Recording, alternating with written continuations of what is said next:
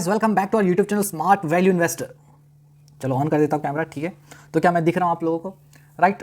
तो आज थोड़ा इस टाइप का रिकॉर्डिंग होगा, थोड़ा सा फेस दिखेगा जस्ट, राइट।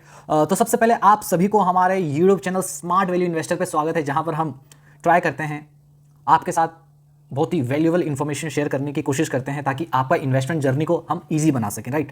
तो आज का वीडियो काफ़ी इंटरेस्टिंग होने वाला है। हम आज इस वीडियो में बात करेंगे कि जो बजट में डिस्कशन हुआ, टैक्स रिलीफ दिया गया टैक्स रिलीफ दिया गया इंडिविजुअल्स को, ठीक है। तो उस टैक्स रिलीफ की वजह से इंडियन इकोनॉमी में उसका क्या इंपैक्ट पड़ेगा और इंडियन स्टॉक मार्केट में उसका क्या इंपैक्ट पड़ेगा, उसको समझेंगे। थोड़ा सा हो सकता है थोड़ा सा इसमें कुछ पॉइंट्स हम लोग कंसीडर करेंगे, तो थोड़ा सा आप इसमें फोकस कीजिएगा। आपके लिए बहुत ही इंपॉर्टेंट हो सकता है, बहुत ही रेलिवेंट हो सकता है स्टॉक मार्केट पर्पस के लिए आने वाले टाइम के लिए, क्योंकि बजट के बाद ये सारे चीज़ पे इंपैक्ट पड़ेगा, राइट। तो चलिए स्टार्ट करते हैं वीडियो को। स्टार्ट करने से पहले गाइज, ये है हमारा यूट्यूब चैनल। देखिए रिसेंटली हम जो हमें लगता है कि इंपॉर्टेंट टॉपिक्स है उस पर हम वीडियो बनाते रहते हैं, राइट। तो आप जरूर देखने की कोशिश कीजिएगा, जो आपके लिए रेलिवेंट होगा देखिएगा, राइट। तो चलिए स्टार्ट करते हैं आज का वीडियो। तो हम चलते हैं अपने स्क्रीन पे। चलो भैया, ओके। तो मैं आ गया हूँ स्क्रीन पे, ठीक है। आई होप आपको दिख रहा होगा स्क्रीन। देखिए, इसमें हम बात करने वाले हैं जो बजट 2025 में जो रिलीफ दिया गया, किसको? इंडिविजुअल्स को। जो लोग 12,75,000 तक कमाते हैं उनको कोई टैक्स नहीं देना पड़ेगा। तो जब 12,75,000 तक कमाएंगे उनको टैक्स नहीं देना पड़ेगा, यानी उनका सेविंग्स होगा, तो पैसा बचेगा। वो पैसे का क्या इंपैक्ट पड़ेगा हमारे इंडियन इकोनॉमी में, उसको समझेंगे। उसके बाद इंडियन स्टॉक मार्केट में क्या इंपैक्ट पड़ेगा वो भी समझेंगे। तभी आपको एज इन्वेस्टर समझ में आएगा कि किस किस सेक्टर पे आपको फोकस करना चाहिए, ठीक है। देखिए क्या होता है, कभी कभी ना आपको थोड़ा डिटेल में जाना इंपॉर्टेंट होता है, क्योंकि आप इन्वेस्टर हैं, आप एक कंपनी में पैसा लगा रहे हैं, तो आपको थोड़ा सेक्टर एनालिसिस करना जरूरी होता है, थोड़ा इंडस्ट्री का एनालिसिस करना जरूरी होता है, ठीक है। चलिए चलते हैं, ओके। तो देखिए, इसमें मैं बेसिकली बात करने वाला हूँ जो हमारे बजट आया था, ठीक है। तो बजट में जो टैक्स रिलीफ दिया गया उसके बारे में ये बात हो रहा है, ठीक है। तो जो टैक्स बचेगा उसका क्या इंपैक्ट पड़ेगा, कहां पर? हमारे इंडियन इकोनॉमी में, पूरे इंडिया पे क्या उसका इंपैक्ट पड़ेगा, चलिए समझते हैं। देखिए, सबसे पहली बात, इंक्रीज डिस्पोजेबल इनकम। जैसे ही टैक्स रिलीफ दिया गया तो उनका इनकम बढ़ जाएगा कि नहीं? बढ़ेगा ऑब्वियसली। चलिए आप लोगों के लिए हिंदी में लिख के लाया हूं। जब मिडिल क्लास लोगों का टैक्स कम होता है तो उनके पास ज्यादा पैसे बचते हैं। ये पैसा वो शॉपिंग, ट्रैवलिंग और डेली नीड्स पे खर्च करते हैं। इससे बिजनेसेस ग्रो करते हैं और जीडीपी भी बढ़ती है, ठीक है। समझ आया? तो जब आपका डिस्पोजेबल इनकम बढ़ जाएगा, कैसे बढ़ेगा? टैक्स रिलीफ मिल गया आपको, आप 12 लाख तक कमाते हैं तो आपको कोई टैक्स नहीं देना पड़ेगा। तो जो आप टैक्स दिया करते थे वो पैसा आपके बच गया, तो होगा क्या? इससे आपका इनकम बढ़ गया, डिस्पोजेबल इनकम बढ़ गया। अब ये जब इनकम बढ़ा तो इसका क्या होगा भाई? आप शॉपिंग कर सकते हो, कहाँ गया, सॉरी, आप शॉपिंग कर सकते हो, ट्रैवलिंग कर सकते हो, डेली नीड्स पे खर्च कर सकते हो। और जब ये चीज़ करोगे आप तो क्या होगा? जीडीपी भी बढ़ेगा इंडिया का, राइट, ओके। दूसरा चीज़, हायर सेविंग्स एंड इन्वेस्टमेंट्स। जब आपका इनकम बढ़ा तो खर्च तो करोगे ही, साथ ही साथ आपका इन्वेस्टमेंट भी तो बढ़ेगा। आप एसआईपी भी तो ज़्यादा करोगे, आप म्यूचुअल फंड भी तो ज़्यादा करोगे। समझो, कम टैक्स देने से लोग ज़्यादा सेविंग्स और इन्वेस्टमेंट कर सकते हैं, जैसे म्यूचुअल फंड्स, स्टॉक्स और एफडीज। ये पैसा मार्केट में लिक्विडिटी बढ़ाता है, जो कि इकोनॉमिक ग्रोथ के लिए अच्छा होता है, समझे। तो हो गया क्या? आपका सेविंग्स बढ़ेगा तो आप इन्वेस्टमेंट करोगे, ठीक है, ओके। तीसरा पॉइंट है बूस्ट टू की सेक्टर्स। अब देखिए, ये जो टैक्स रिलीफ दिया गया, कौन कौन से सेक्टर्स को ये इंपैक्ट करेगा? देखिए, मिडिल क्लास स्पेंडिंग बढ़ने से FMCG, automobiles, real estate, consumer durables जैसे सेक्टर्स को फायदा होता है। ये सेक्टर्स बढ़ेंगे तो जॉब्स भी बढ़ेगी और इकोनॉमी और स्ट्रांग होगी, समझे। देखिए, जब टैक्स रिलीफ दिया गया इंडिविजुअल्स को, राइट, तो उससे क्या होगा? जो मेन सेक्टर्स इससे इंपैक्ट होंगे वो सेक्टर्स हैं आपका एफएमसीजी, ठीक है, दूसरा है ऑटोमोबाइल्स, तीसरा है रियल एस्टेट और चौथा है कंज्यूमर ड्यूरेबल्स। ये सारे सेक्टर्स हैं, लेकिन इसमें भी हमको वो सेक्टर पे ज्यादा फोकस करना पड़ेगा जिस सेक्टर्स पे पैसा बन सकता है। आप बताइए, रियल एस्टेट में उतना पैसा बनने का पैसा बनेगा थोड़ा कम चांस है, राइट, क्योंकि रियल एस्टेट का हाल थोड़ा सा बुरा कह सकते हैं। मतलब बाकी सेक्टर्स के मुकाबले रियल एस्टेट थोड़ा सा पीछे चल रहा है अभी, ठीक है। चलिए, कौन कौन से सेक्टर्स को ये इंपैक्ट कर सकता है, ठीक है। चलिए, इसके अलावा आपका चौथा है एनकरेजेस एंटरप्रेन्योरशिप। देखिए, जब आपका पैसा बचता है, इनकम बढ़ जाता है टैक्स नहीं देने की वजह से, तो जब जो पैसा बचेगा आप ट्राई करोगे कि नया नया बिजनेस पे ट्राई किया जाए, ओके। तो वही बोल रहा है, कम टैक्स का एक बड़ा फायदा यह है कि नए स्टार्टअप्स और बिजनेसेस का बूस्ट मिलता है। लोग रिस्क लेने को तैयार होते हैं, नए आइडियाज़ आते हैं, इंडिया का बिजनेस इकोसिस्टम ग्रो करता है। तो आप जो भी पैसा टैक्स का बचेगा आप ट्राई करोगे कि नया कुछ मैं ट्राई करूँ, नया बिजनेस खोल लूँ, ओके। तो इससे क्या होता है ना, जो बिजनेस इकोसिस्टम है वो ग्रो होता है, ठीक है। पांचवा है आपका बेटर स्टैंडर्ड ऑफ लिविंग। पैसा आपका बचा, टैक्स बच गया आपका, तो आप क्या करोगे? आपका स्टैंडर्ड ऑफ लिविंग भी तो अच्छा होगा। मतलब जब लोगों के पास ज़्यादा पैसा होता है तो वो एजुकेशन, हेल्थ केयर और हाउसिंग पे ज़्यादा खर्च करते हैं। इससे सोशियो इकोनॉमिक डेवलपमेंट होता है और देश ओवरऑल ग्रो करता है, ठीक है। आप अपने हेल्थ केयर पे खर्च करोगे, ठीक है, एजुकेशन पे खर्च करोगे, आपका पैसा थोड़ा बच गया, आप सोचे भाई ये ला कोर्स कर लेता हूँ, चलो हेल्थ थोड़ा हाँ बॉडी वॉडी चेकअप करा लेते हैं, ठीक है, घर वर का भी देख लेते हैं, तो ये सारा चीज़ होता है। तो ये जब टैक्स रिलीफ दिया गया है, टैक्स रिलीफ की वजह से ये 5 चीज़ होगा। क्या होगा, चलो फिर से एक बार रिकैप कर लेते हैं। पहला आपका डिस्पोजेबल इनकम बढ़ेगा, डिस्पोजेबल इनकम बढ़ेगा तो आप शॉपिंग, ट्रैवलिंग और डेली नीड्स पे ज़्यादा खर्च करोगे, तो इससे क्या होगा, जीडीपी बढ़ेगा, सही है। दूसरा, हायर सेविंग्स एंड इन्वेस्टमेंट्स, आपका सेविंग्स बढ़ जाएगा, आप म्यूचुअल फंड में ज़्यादा लगाओगे, एसआईपी ज़्यादा करोगे, ठीक है। तीसरा, बूस्ट टू की सेक्टर्स, कौन कौन से सेक्टर्स को ज़्यादा इंपैक्ट करेगा, एफएमसीजी, ऑटोमोबाइल्स, रियल एस्टेट और कंज्यूमर ड्यूरेबल्स, ठीक है। चौथा, यहाँ पर एक सेक्टर नहीं बोला है, फाइनेंस सेक्टर, कौन सा होगा, फाइनेंस, ठीक है, ये भी है। अच्छा, चौथा, एनकरेजेस एंटरप्रेन्योरशिप, आप ट्राई करोगे नया बिजनेस ट्राई करने का, क्योंकि पैसा आपके पास ज़्यादा है, बच गया। बेटर स्टैंडर्ड ऑफ लिविंग, अच्छा आपका स्टैंडर्ड ऑफ लिविंग अच्छा हो जाएगा, एजुकेशन पे खर्च करोगे, हेल्थ केयर पे खर्च करोगे, हाउसिंग पे खर्च करोगे, तो ये 5 चीज़ होगा किस पे, तो ये 5 चीज़ देखने के लिए मिलेगा हमारे इंडियन इकोनॉमी में, समझे। जब टैक्स रिलीफ दिया गया उसका इंपैक्ट हमारे इंडियन इकोनॉमी में ये 5 इंपैक्ट क्रिएट करेगा, राइट। चलिए ये तो हुआ इंडियन इकोनॉमी का बात, लेकिन हमारा स्टॉक मार्केट पे क्या इंपैक्ट पड़ेगा वो तो बताओ। चलो स्टार्ट करते हैं। देखिए स्टॉक मार्केट के लिए ये है 5 बातें जो आपको ध्यान देनी चाहिए अगर आप इन्वेस्टर हो तो। देखिए सबसे पहला बात, इंक्रीज्ड रिटेल पार्टिसिपेशन। अब देखिए जैसे ही पैसा बचा आपका टैक्स नहीं, आपको अगर टैक्स नहीं देना पड़ा तो क्या होगा, जब मिडिल क्लास के पास एक्स्ट्रा पैसा होता है तो वो स्टॉक मार्केट में इन्वेस्ट करने लगते हैं, इससे मार्केट लिक्विडिटी और स्टेबिलिटी बढ़ती है। देखिए आपका पैसा बचने लग गया तो आप क्या करोगे, स्टॉक मार्केट में पैसा लगाओगे। जब सारे लोग स्टॉक मार्केट में पैसा लगाएंगे तो लिक्विडिटी बढ़ेगा, और लिक्विडिटी बढ़ेगा तो मार्केट बढ़ना स्टार्ट होगा ना, ऊपर जाना स्टार्ट होगा, वही बोल रहा है। तो यानी रिटेल पार्टिसिपेशन बढ़ जाएगा। ओके, दूसरा, high demand for stocks. High demand for stocks मतलब क्या, वही चीज, ज्यादा लोग इन्वेस्ट करेंगे तो स्टॉक प्राइसेस ऊपर जाएगी, निफ्टी और सेंसेक्स भी बुलिश हो जाएंगे, जिसका फायदा इन्वेस्टर्स को मिलेगा।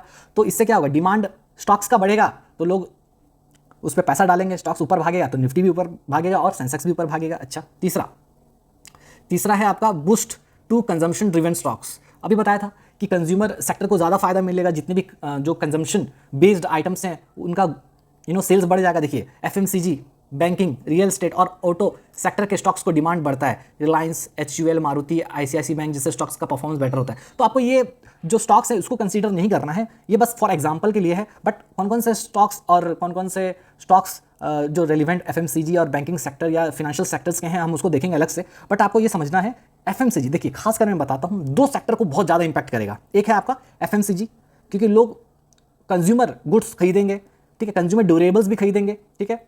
और एक है आपका कंज्यूमर फाइनेंस, जितने भी कंज्यूमर फाइनेंस सेक्टर है उसका भी सेल्स बढ़ेगा इसके वजह से, ठीक है। चलते हैं, चौथा है आपका पॉजिटिव मार्केट सेंटीमेंट। अब देखिए जब गवर्नमेंट मिडिल क्लास को रिलीफ देती है तो इन्वेस्टर कॉन्फिडेंस भी बढ़ता है, लॉन्ग टर्म ग्रोथ के लिए ये एक अच्छा सिग्नल होता है, ठीक है। आप देखिए मार्केट सेंटीमेंट पॉजिटिव हो गया ना, लोग खुश हैं, लोगों के बीच खुशी का माहौल है, सब निर्मला सीतारमण मैडम को सब क्या कर रहे हैं, प्रेस कर रहे हैं। नहीं तो ट्रोलिंग चल रहा था पहले, याद है, जैसे ही ये रिलीफ दिया गया तो सब उनको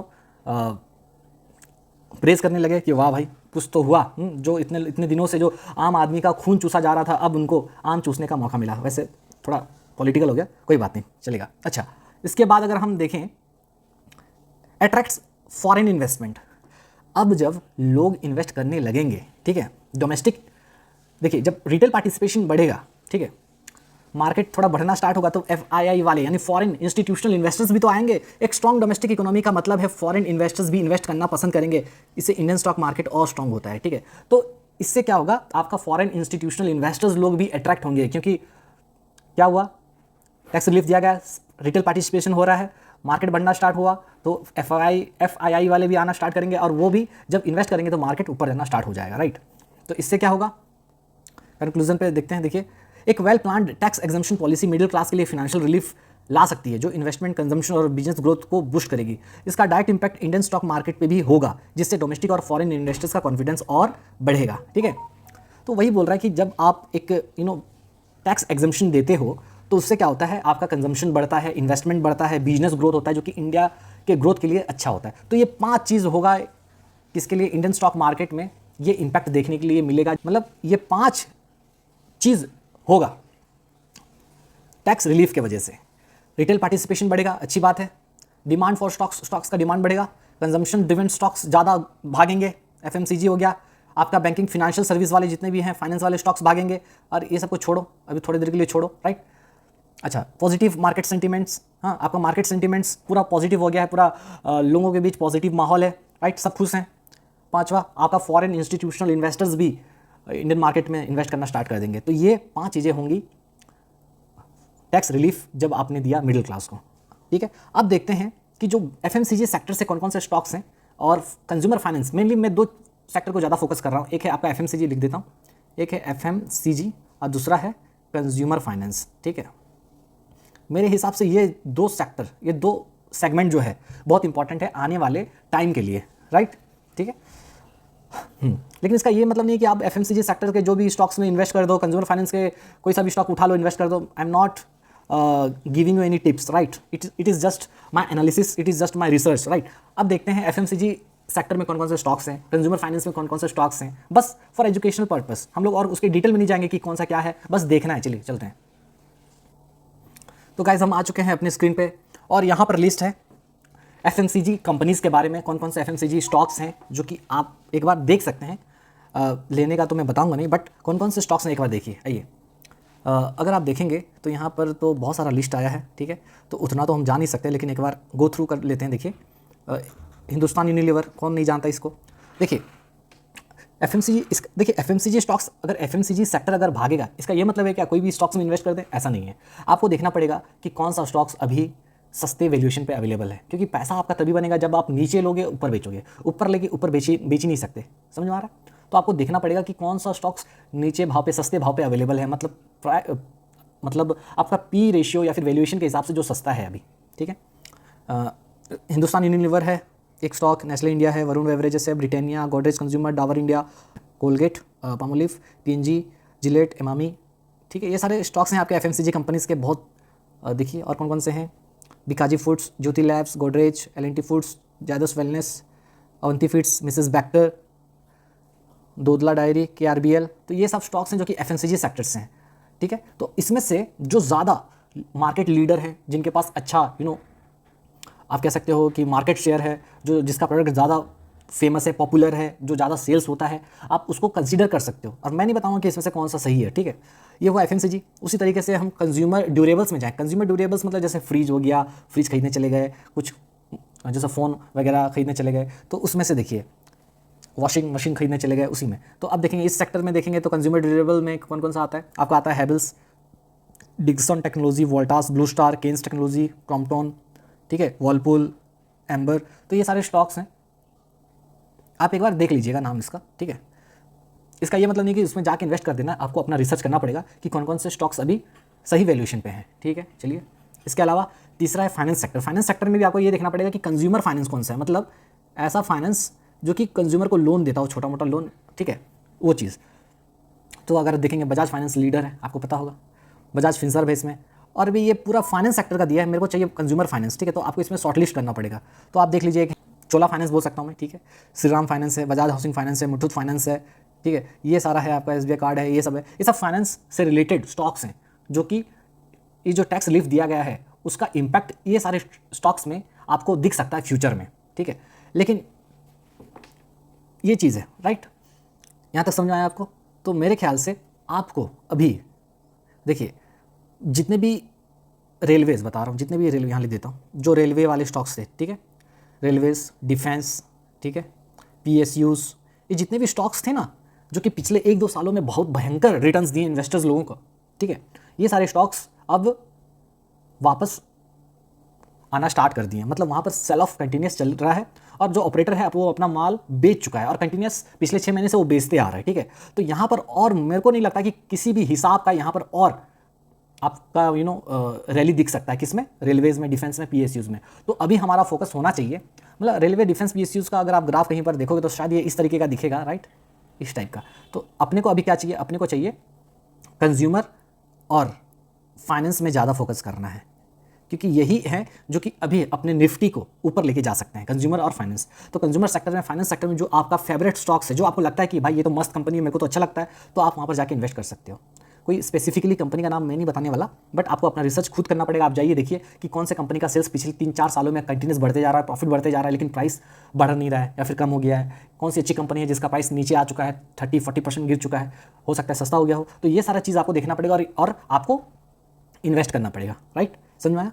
तो आई होप ये वीडियो आपको अच्छा लगा होगा। मिलेंगे नेक्स्ट वीडियो में। और एक चीज़, मार्केट में 2 बड़े इवेंट होने वाले हैं जो आपको आई वुड रेदर से 3 इवेंट होने वाले हैं। जैसे पहला इवेंट जो होने वाला है वो है आपका डायरेक्ट टैक्स बिल आने वाला है, जो कि बहुत ही बेसब्री से लोग इंतजार कर रहे हैं कि उसमें ये लोग क्या करते हैं। अगर मार्केट को वो पसंद नहीं आया तो हो सकता है कि कुछ उल्टा रिएक्शन मिले, ठीक है। इसके अलावा दिल्ली का इलेक्शन का रिजल्ट आने वाला है, तो उसका भी इम्पैक्ट पड़ सकता है। अगर बीजेपी जीत जाता है तो मार्केट फिर से भागेगा, बता रहा हूँ मैं आपको, ठीक है। भागना स्टार्ट कर देगा, पुश मिलेगा मतलब मार्केट को। और तीसरा एक है आपका, हाँ, आरबीआई का मीटिंग होने वाला है। आरबीआई का मीटिंग में अगर इंटरेस्ट रेट कट होता है तो वापस से ये बहुत ही अच्छा न्यूज़ होगा, खासकर कंज्यूमर फाइनेंस सेक्टर को, मतलब फाइनेंस सेक्टर को, बैंकिंग सेक्टर्स और फाइनेंस। तो जब आरबीआई रेट कट करेगा तो बैंकिंग स्टॉक्स भी भागना स्टार्ट कर देंगे, और फाइनेंस वाले तो ऑलरेडी इनको अच्छा एक तो ट्रिगर मिल चुका है भागने का, और एक ट्रिगर मिल जाएगा और भागने का। तो ये 3 मेजर इवेंट अभी होने वाले हैं, तो आपको इसको थोड़ा सा कंसीडर करना चाहिए, ठीक है। तो चलता हूँ, ऑलरेडी वीडियो 20 मिनट का बन चुका है। मिलेंगे नेक्स्ट वीडियो में, तब तक के लिए bye, take care and this is Sam signing of.